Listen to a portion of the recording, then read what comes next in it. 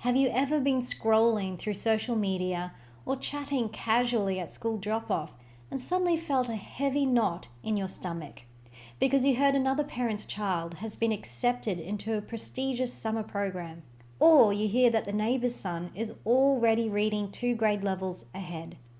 Sometimes seeing other kids' success can trigger an immediate wave of panic inside us. Thoughts start spiraling. Is my kid falling behind? Am I doing enough to set them up for the future? Am I failing them? Suddenly, the relaxed weekend you had planned feels like a wasted opportunity. Instead of just hanging out and enjoying your child's company, you force them to read a harder book. You start looking at extra tutoring, and you want them to join a competitive sport. When you start to feel competitive inside, your decisions become less about what brings your child joy and more about making sure they aren't left behind in the race. But the problem with acting out of fear is that we unintentionally hurt our kids. By pushing them and comparing them to everyone else, we can destroy their natural confidence and their joy. Deep down, none of us want to raise anxious, burnt-out high achievers. We just want our child or children to have a good, successful life. But how do we do this in a competitive world? I feel it requires a total mind shift in the way you view yourself and others. For me, that shift came when I read the book The Courage to be Disliked, which breaks down the theories of psychologist Alfred Adler, and it completely changed how I parent. Adler believed that almost all of our social anxiety and parenting stress stems from viewing life through a vertical mindset. What is a vertical mindset? It's when you see life as a giant ladder. Everyone is either above you or below you. If your kid is better at math or sports than another kid, you feel secure and possibly superior. If your child is behind, you feel panicked and inferior. This naturally breeds anxiousness because you are constantly looking up or down, treating your child's milestones as your own personal parenting scorecard. The tragic result? The exact second you enter a competitive mindset, you stop seeing other parents as your village and start seeing them as your competition. You can no longer be genuinely happy for anyone else's kids, and that competitive mindset stops us from feeling joy. It's also the reason why we push our kids too hard and forget to check in on their emotional well-being. Adler says we can choose to step off the ladder entirely and adopt a horizontal mindset. The horizontal mindset is where you see people as equal but different. We are all standing on flat ground. Some people are further ahead in certain areas. Some are further behind. But no one is inherently above or below anyone else. This way of looking at others helps us appreciate what they offer and helps us appreciate the good things in ourselves and in our children. We can see we all have a part to play. In other words, you refuse to compete and instead choose to connect. This removes hostility and improves emotional well-being, as we and our children need others to feel part of a community. When you make this shift, it changes the way you view other kids and it changes the way you talk about your own. Instead of a brag, my kid is one of the best readers in class, you shift to sharing joy. My kid's really enjoying reading right now.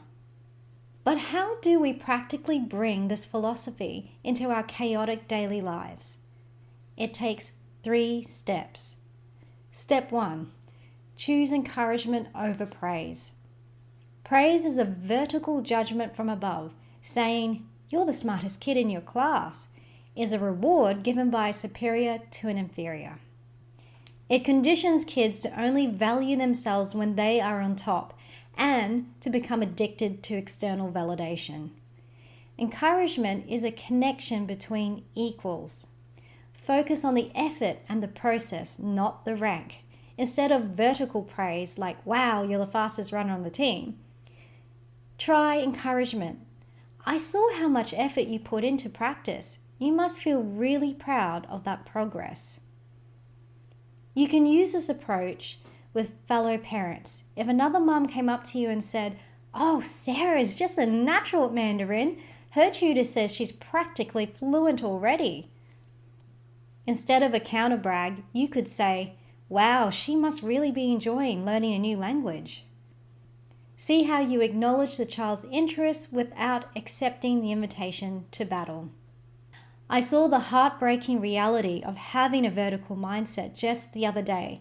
A parent was telling me with a lot of pride how incredible her daughter was at Japanese. Now, I actually learned Japanese when I was at school, so I genuinely got excited. I saw an opportunity to connect. I turned to her daughter Abby and I warmly said a few phrases to her in Japanese. Abby looked at me blankly. I tried one more time and then she snapped back. You're not speaking Japanese. Before I could even respond, her mother chimed in, Abby is the only one here who can speak Japanese. I knew my Japanese was correct, but I just smiled and I didn't respond because I could see the fear in Abby's eyes. And that is the tragedy of the vertical mindset. Abby's mother hadn't taught her to love the Japanese language. She had taught her daughter to use it as a way to stand above other people. Because Abby's identity was built on being the only one on top of that specific ladder, my attempt to connect with her wasn't a fun opportunity to practice. It was an immediate threat to her status. It's such a shame because she missed out on a genuine connection. And as long as she is stuck on that ladder, she will keep on missing out. Step 2. Practice the separation of tasks. A lot of parenting pain comes from treating our child's life as our own ego trip. If your child fails a test or misses a goal, a competitive parent feels their ego is bruised. Adler asks a simple question. Whose task is it? Learning is the child's task. Supporting them is the parent's task. When you separate the two, you stop the urge to push, fix, or micromanage them just to keep up with the kid next door. It's more about helping your child build a sense of agency where they learn to make choices and how to handle the consequences of those decisions.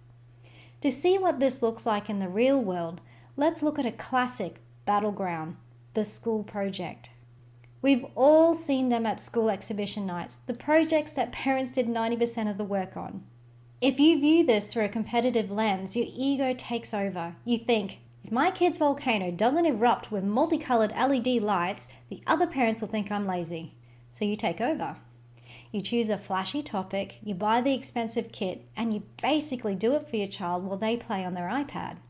But when you practice the separation of tasks, you pause and draw a clear boundary. The child's task is to choose the topic, manage their time, and do the actual work. Your task is to drive them to the store for supplies, clear off the kitchen table, and be a supportive sounding board. If your child chooses a simple topic they are genuinely curious about and the final poster board looks a little messy, you let it be messy. By stepping back, you give them something more valuable than a top mark or a ribbon. You give them agency. They learn how to own their decisions, how to bounce back from a mistake, and more importantly, they learn that their achievements belong to them and not to your social status. Step 3. Teach self-improvement over victory. To do this, you teach your child to look at their yesterday self rather than the kid next to them. So instead of asking, did your team win? Or who got the highest score?